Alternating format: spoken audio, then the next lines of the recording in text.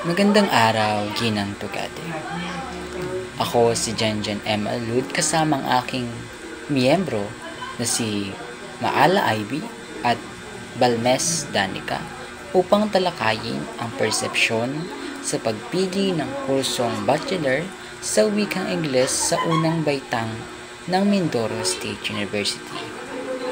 Tatalakayin namin kung ano ba ang naging impluensya o persepsyon na mga unang baitang kung bakit nila pinili ang kursong ito.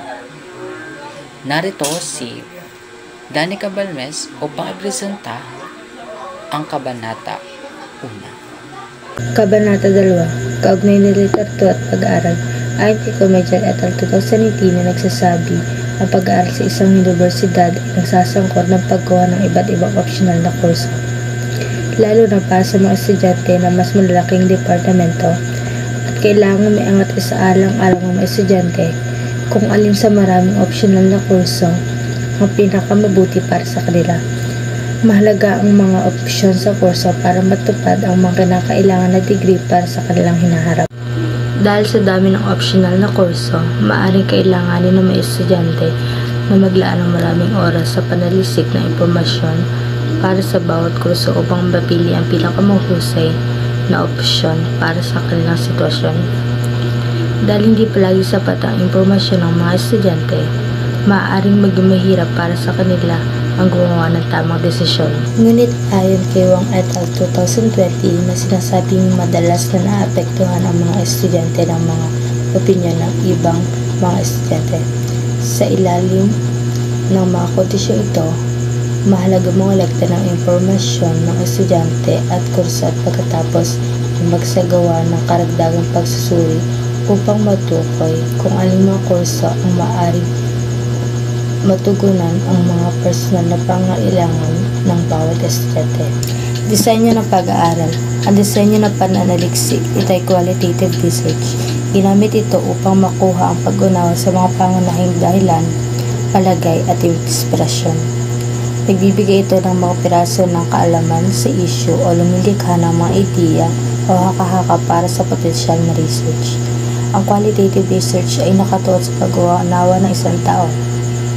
Upang sipiin si Jennifer Mason 1996 mula sa kanilang aklat at magatang qualitative research. Sa pamamagitan ng qualitative research, ang pag-aaral nito ay maaring mag-explore ng mga malawak na dahanay ng mga dimensyon ng panlipo ng mundo, kabilang ang texture at wave ng pangunawa sa araw-araw na buhay. Ang mga paunawa karasan at imahinasyon ng mga kalahok sa pananaliksik na ito. Tiyak ang uri ng qualitative research design ang ginamit sa pag-aaral ay basic qualitative research. Paksa ng pag-aaral. Ang pag-aaral na ito ay nakatuon sa pagsusuri kung ano ang mga perception sa pagpili nila ng kurso bachelor sa sining sa wikang Ingles ng mga mag-aaral sa unang taon ng Mindoro State University, Calapan City Campus. Tumutukoy sa panaliksik ito kung ano-ano ang mga persepsyon sa pagpili ng kursong ito. Ano ang mga naging batay nila para kuhanin ito. Tutukoy din ang panaliksik na ito kung anong karoon ng impluensya sa pagpili nila sa kurso kagaya ng kaibigan, pamilya at iba pang nakaka-apekto sa kanila sa pagpili ng kurso. Pamamaraan ng pangalap ng datos. Upang matiyak ang sistematikong pangalap ng datos, isinagawa ng mga mananaliksik ang mga sumusunod na hakbang: pagpaplano at pagbuo ng instrumento.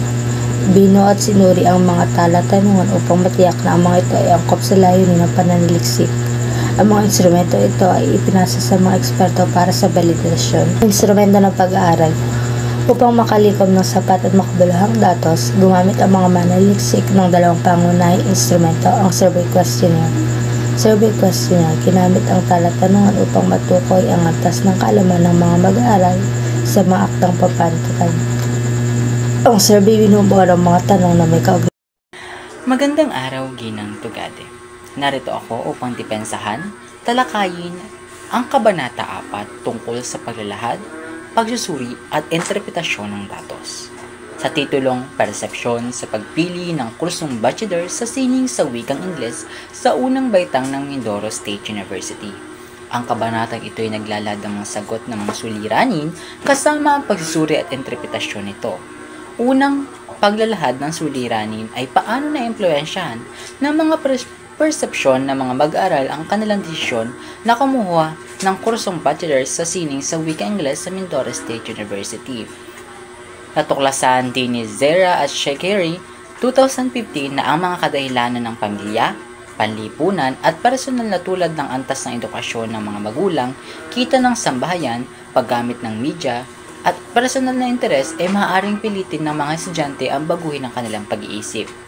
Sa impluwensya ng mga magulang, higit sa kaibigan, may mga estudyante na pipilitang kuhanin ang kursong ito dahil hindi sila nakapasa sa gusto nilang kurso. Dahil na-impluwensyahan sila ng kaibigan, ninainggan niya sila na kuhanin ang kursong ito. Isa sa sagot ng aming na-interview na estudyante mula sa Baitang, una, ay hindi kasi ako nakapasa sa entrance exam doon sa gusto kong kurso. Buti may option pa yung pangalawa kong pinili at yun ang kinuha ko sa kolehiyo. Kaya yun, napunta ako sa kursong ito. Dahil rin sa mga naririnig ko na maganda raw kuno ang AB English na mahasa ka raw sa pagsasalita ng English, kaya kinuha ko ito dahil sa mga kaibigan ko rin, kaya ito ay kinuha ko para magkakasama kami sa programa ito. Sa pangalawa namang paglalahad ng suliranin, ito ang katanungan. Ano ang mga inisaalang-alang ng mga mag-aaral sa pagpili ng kursong bachelor sa sining sa wikang Ingles? Ayon kay Wang et al. 2020, na sinasabing madalas na apektuhan ng mga estudyante ng mga opinyon ng ibang mga estudyante.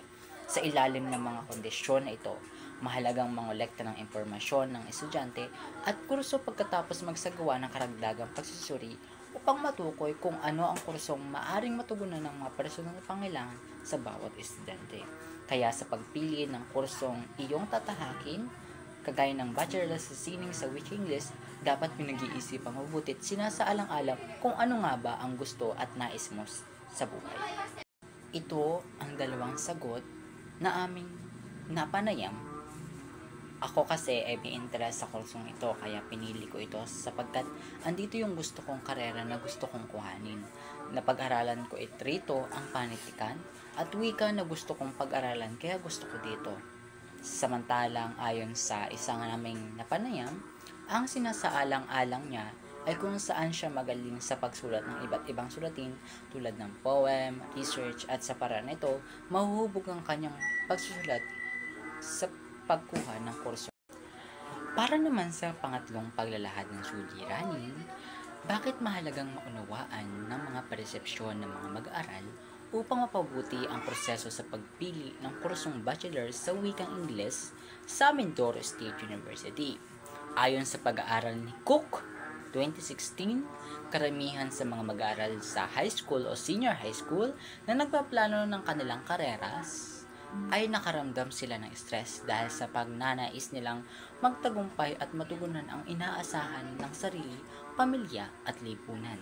Sa pagpili ng kurso, alalahanin dapat natin kung ano ang nakakabuti sa atin. Kung hindi ba tayo mahihirapan sa kursong ito, dapat pinag-iisipang mabuti. Para naman sa kasagutan ng dalawa naming napanayam, sa ikatlong katanungan, ito ang kasagutan. Nanghalap kasi ako kung anong meron sa kursong ito, kung maganda ba ito, kung makakatulong ba ito para ma-enhance ang academic writing, kaya yun sa pamamagitan naging batayan ko ito para kuhanin ang kursong ito. Sa kabilang banda, sabi ng isang naming napanayam, sa akin, binigyan lang ako ng idea ng aking pinsan na maganda raw ang kuhanin kong kurso. Iyon dahil marami ang kumukuha nun. Kaya, yun ang kinuha ko. Ngayon, para sa interpretasyon ng buong Kabanata 4, dapat isaalang-alang ang desisyon natin sa pagpili ng kursong dapat nating tahakin. Bakit? Kasi tayo ang mahihirapan. Dapat isaalang-alang natin ang pagpili ng kurso sa kolehiyo. Dahil ito ay nakasalalay kung paano natin dadalhin ito pamula unang baitang hanggang ikuhuli. Para naman sa Kabanata 5, ang konklusyon ay ang pagpili ng kursong AB English ay hindi lamang isang personal na desisyon, kundi apektado rin ang mga panlipunang naiimpluwensyahan mula sa pamilya, kaibigan, media at kultura. Mahalaga ang pagbibigay ng sapat na impormasyon at gabay ng mag-aaral upang makatulong sa kanila na makagawa ng matalinong desisyon tungkol sa kanilang kinabukasan. Ang rekomendasyon naman namin, kami mananalisik, ay magsagawa ng mga programang pang-edukasyon at oryentasyon na naglalayong bigyan ng sapat na impormasyon ang mag-aaral tungkol sa kursong AB English, kasama ang mga oportunidad sa trabaho at kasanayan sa kailangan. Hikayatin ang mga magulang at guro na suportahan ang mga mag-aaral sa kanilang napiling kurso at bigyan ng positibong impluwensya. Palawakin ang kalaman ng mga estudyante upang masunod nila ang gusto nilang nais sa buhay.